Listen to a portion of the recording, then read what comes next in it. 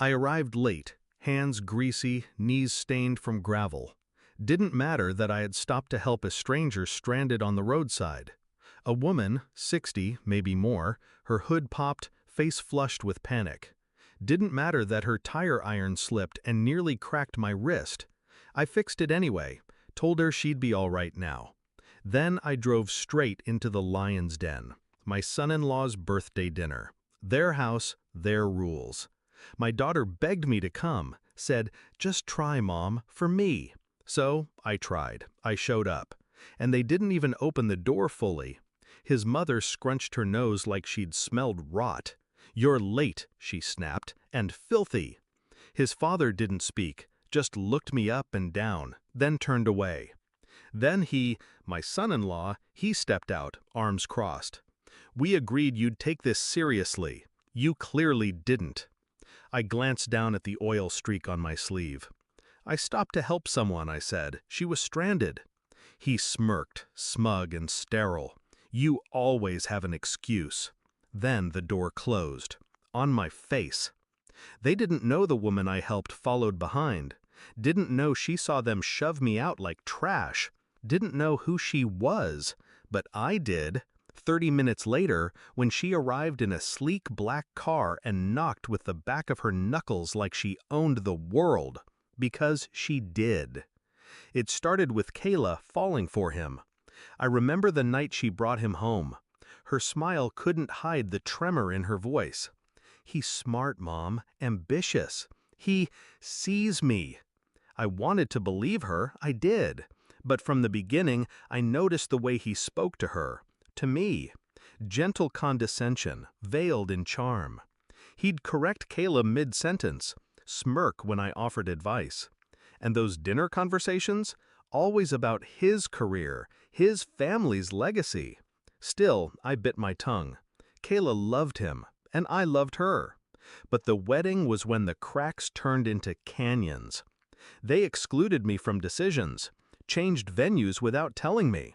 His mother made snide comments about my dress, my job, my modest means. And Kayla? She stayed silent, looked away. After the ceremony, I overheard his father joke, "She'll outlive her usefulness soon enough." They weren't talking about Kayla. They were talking about me. I didn't confront them. I watched. Collected moments like evidence. The cold smiles. The dinner invitations that never came. The baby shower where they accidentally sent the wrong address. I started noticing the manipulation.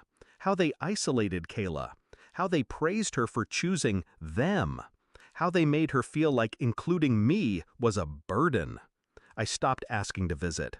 I stopped texting. But I didn't stop paying attention.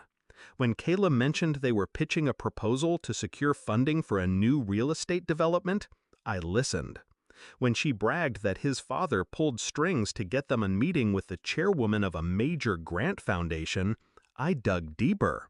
That chairwoman?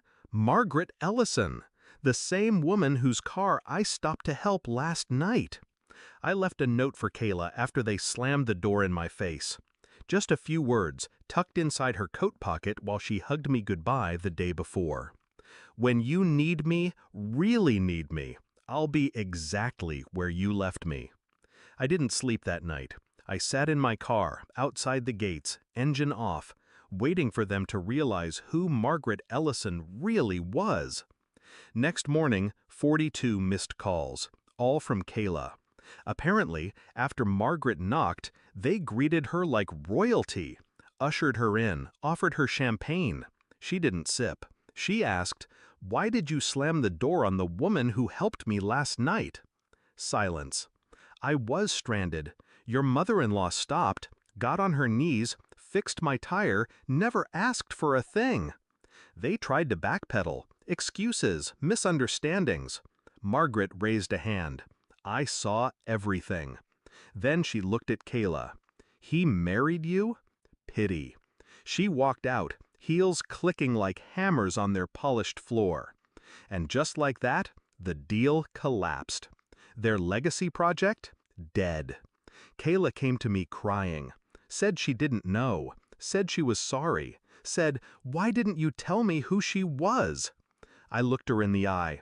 Would it have mattered? She didn't answer. But I saw the recognition finally settle in. Not just about that night, but all the nights before. The patterns, the isolation, the slow, calculated erosion of her voice. They tried to build walls between us, tried to convince her I wasn't worthy. But I knew. I just waited. Revenge doesn't have to be loud. It doesn't have to scream. Sometimes it's a locked door and a missed opportunity. Sometimes it's a stranger showing up at just the right time, with truth. I didn't humiliate them. I didn't raise my voice. I just let their actions speak. And I had witnesses. Kayla left him 6 weeks later, moved back in with me. Quiet at first, shaky.